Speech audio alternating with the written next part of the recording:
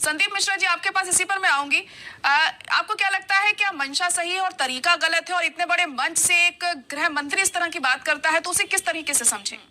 हर बात पे कहते हो तू चीज क्या है, आप ही बता दो ये अंदाज़े गुफ्तगू क्या है। बस आप तो विद्वान आदमी हैं, पढ़े लिखे हैं, समझदार हैं। पता नहीं क्यों बीजेपी के नेताओं को अब जरूरत पड़ गई कि भाषण देगा नेता और तर्जुमा करेगा उससे छोटा आदमी कोई। भाषण दिए मोदी जी ने, कहा था 15 लाख आएंगे और उनका तर्जुमा करके अमित शाह जी ने बताया था कि वो जुमला है भाई, वो जुमला बोलते हैं। आज भाषण दिया अमित शाह जी ने और तर्जुमा करने बैठे हैं वत्स साहब कि उनका अंदाज ऐसा हो सकता है लेकिन उनकी मंशा ऐसी नहीं थी। अंदाज का अंदाजा कैसे लगाएं साहब? शब्दों से लगाएंगे, बॉडी लैंग्वेज से लगाएंगे, कैसे लगाएंगे? गृह मंत्री अपने मुंह से बोल रहा है, उसके मुंह की माने, वत्स साहब अपने मुंह से बोल रहे हैं, उनके मुंह की माने। बड़ा कौन है, काबिल कौन है, हकदार कौन है, कुर्सी पे कौन है, दावेदार कौन है, जिम्मेदार कौन है? वत्स साहब या अमित शाह? अमित शाह धमका रहे हैं, दुत्कार रहे हैं, फटकार रहे हैं, ललकार रहे हैं। क्या समझ रहे हैं ये देश के मुसलमानों को? क्या ठीक कर दोगे साहब? कितने दिन कुर्सी पर बैठोगे? किस किस को ठीक कर दोगे? और ठीक करने के लिए किसी एक विशेष कौम को आए हो आप? आपने कहा था सबका साथ, सबका विकास, सबका विश्वास। आज पूरा हिंदुस्तान पूछ रहा है किसका साथ, किसका विश्वास, किस पर किसका विकास? कहाँ है विकास? आज आपके राज में, आपके शासन में किसान, जवान, पहलवान, मुसलमान, महिला सम्मान सब तो दांव पर लगे हुए साहब। ब्रिजभूषण आपके आभूषण, सेंगर आपके साथी, रेवन्ना आपकी शक्ति। राम मंदिर में काम करने वाली बेटी का भी सामूहिक बलात्कार होता है, बीएचयू में पढ़ने वाली बेटी का भी सामूहिक बलात्कार हो जाता है, कपड़े उतार लिए जाते हैं कैंपस में। तब अमित शाह को नहीं लगता कहना कि नहीं मैं तुम्हें ठीक कर दूंगा। पुल धड़ाधड़ गिरे जा रहे, तब अमित शाह को नहीं लगता कि पुल नहीं गिरेंगे, उस पर जान उछोगी। फिलहाल हम वक्फ बिल पर बात कर रहे हैं, हम उसी मुद्दे पर बने रहें तो बेहतर होगा। यही बिल है जी, जिसे ठीक करना गृह मंत्री उसे नहीं ठीक कर रहे हैं, जिन्हें नहीं ठीक करना उसे धमका रहे। क्या ठीक करेंगे साहब? क्या धमका रहे हो आप किसी को? आप देखिए, नीति और नियत और संविधान से चलेगा या आपके लाठी से और डंडे से चलेगा?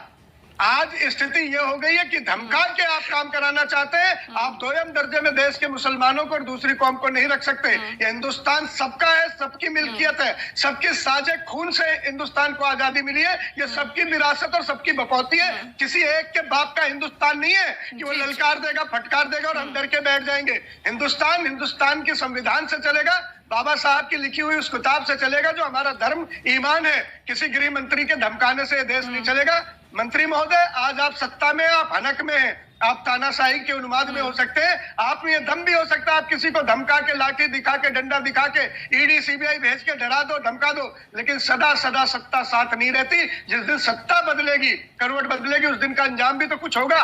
ये भी तो सोचिए साहब। चलिए संदीप मिश्रा जी, देखिए बात हम कर रहे हैं अमित शाह के बयान को लेकर, जिस तरह से उन्होंने ये कहा है कि विंटर सेशन में ये बिल पास हो जाएगा। क्या लग रहा है, क्योंकि जेपीसी में ये मामला है और अब वो कह रहे हैं कि पास हो जाएगा ये बिल, अभी तक कोई फैसला जेपीसी की तरफ से भी नहीं आया है।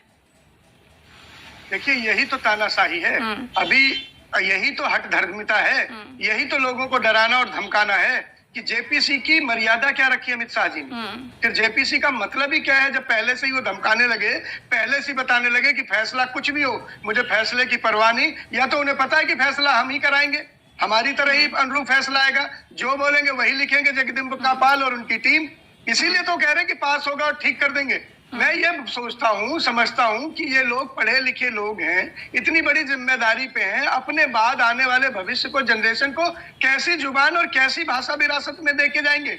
कोई अमित शाह जी को याद करेगा, कोई मोदी जी को बाद में याद करेगा, आज के 10, 20, 50 साल बाद, तो किस भाषा और किस जुबान के लिए याद रखेगा? मुजरा के लिए, ये जुमला के लिए, झूठ बोलने के लिए, बेमनस फैलाने के लिए, ठीक करने के लिए, गोधरा कांड के लिए, जलते मणिपुर के लिए, रेवन्ना से शक्ति मांगने के लिए, इनका इतिहास क्या लिखा जाएगा? हमारे प्रधानमंत्री और माननीय गृह मंत्री ने आने वाले भविष्य को, आने वाले बच्चों को क्या सिखाया? और क्या कोई इनके किताब का, इनके नाम का कोई पन्ना भी पढ़ाएगा इस भाषा का? ये सोचना होगा। आप जीते जी जाने की तैयारी में हिंदुस्तान को, आवाम को क्या दे के जा रहे हो? पोद्दार साहब सुनना, आप कह रहे थे ना कि कानून क्या होता है और संविधान क्या होता है। संविधान में वक्फ नहीं लिखा है। वक्फ के ये कानून पास कहाँ हो रहा है? संसद भवन में या फुटपाथ पे? और संसद भवन संविधान से चलती है। संसद में अगर आ भी लिखा जाएगा तो संविधान के दायरे में ही लिखा जाएगा। संविधान के अनुसार ही संसद चलती है और संसद में ही वक्त ये कानून बन रहा है। आप समझिए, इतनी नादानी भरी बातें जोश में मत बोला कीजिए। सबको समझ आती है कि कौन क्या बोल रहा है और किसके लिए बोल रहा है। मैंने इतनी बात कही कि हर एक चीज का लोकतंत्र में संविधान निगहबान है, संविधान की निगरानी है। बाबा साहब की पवित्र कलम के लिखे हुए अक्षर को पार करके कोई नहीं जा सकता। ये उसे पार करने की छटपटाहट है, ये घबराहट है। और सिर्फ चुनाव जीत लेने के लिए आप अगर देश में अशांति फैला दोगे, ये गोधरा की आग लगाने वालों ने जब से कुर्सी कब्जाई है देश में अमन शांति नहीं लाने दिए। ये कमल जो कीचड़ में खिलता था आज कहां खिलने लगा?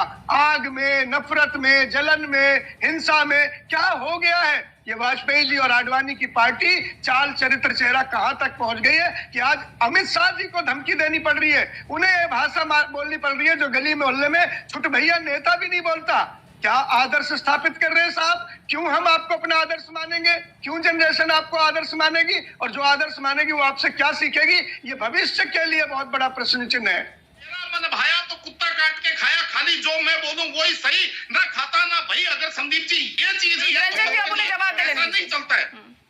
पोद्दार साहब, जो संविधान ने हमें अधिकार दिया है कि संविधान में संशोधन करें, वो संशोधन जब संविधान में सम्मिलित हो जाते हैं तो क्या वो संविधान का हिस्सा नहीं बनता? क्या आप इसे नकार रहे हैं? ये संविधान की दी हुई शक्ति को आप नकार रहे हैं? या आप ये कहना चाहते हैं कि संविधान ने हमें संवैधानिक हैसियत ही नहीं दी कि हम उसमें कोई अमूल चूल कोई परिवर्तन करके कोई नई एडिशन कर सके?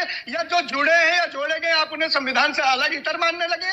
भगवान ना करे आपको किसी के घर में बर्तन मांजने की जरूरत हो, भगवान ना करे आपको कुत्ता मार के खाने की जरूरत हो। सब रुक जाइए ना, सांस ले लीजिए, सुन लीजिए। संदीप जी सुन लीजिए ना जी, निरंजन पोद्दार जी, उनकी बात सुन तो लीजिए पहले पूरी। मत बोलो जाइए, आपको परेशानी हो जाएगी। निरंजन भाई आप सुन लीजिए, जो संविधान ने हमें हक दिया उसी संवैधानिक ताकत के अनुसार परिवर्तन किए गए, संशोधन किए गए, और जो संशोधित हुई चीजें जोड़ी गई या घटाई गई, क्या वो संविधान का हिस्सा आप नहीं मानते?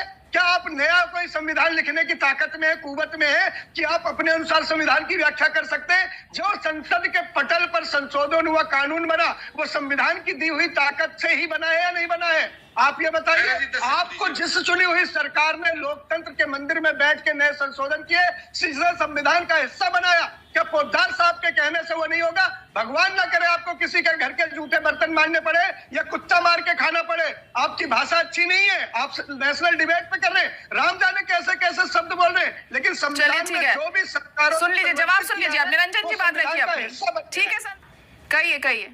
साहब एक लाइन का जवाब बस ये है कि पहले जो संशोधन किए गए वो संसद के पटल पे रखे गए, ध्वनिमत से पारित हुए, बहुमत से पारित हुए, संविधान का हिस्सा बने। उसके बाद देश और जनता को बताया गया, देश और जनता के सामने आया। अभी ये असंवैधानिक इसलिए कि गृह मंत्री ने जेपीसी की कमेटी को दरकिनार किया, संसद में प्रस्ताव पास नहीं हुआ, और गृह मंत्री चुनावी फायदा उठाने के लिए धमकाते हुए नजर आ रहे हैं कि मैं कानून पास करके आपको ठीक कर दूंगा। इसलिए संविधान की अवमानना है, उल्लंघन है, संविधान को नीचा करके नया संविधान लिखने की बात है। जब प्रस्ताव पारित ही नहीं हुआ, कानून ही नहीं बना, तो कोई गृह मंत्री कैसे ये धमका सकता है कि मैं तुम्हें ठीक कर दूंगा? यह संविधान का अपमान है, यह असंवैधानिक है। अगर आप सहमत नहीं है तो बता दीजिए कि सहमत नहीं है। जो कानून ही नहीं बना, उस कानून के दम पे गृह मंत्री कैसे किसी को धुतकार सकता है, फटकार सकता है, ललकार सकता है, नीचा दिखा सकता है? ये तानाशाही है साहब, यही डराता है हमें, इसी से डर लगता है, इसी तानाशाही निजाम से हमें डर लगता है। जी, संदीप मिश्रा जी, क्या रिएक्शन आप इस पर देना चाहेंगे, जो भी हालात अभी बने हुए हैं इस मुद्दे पर?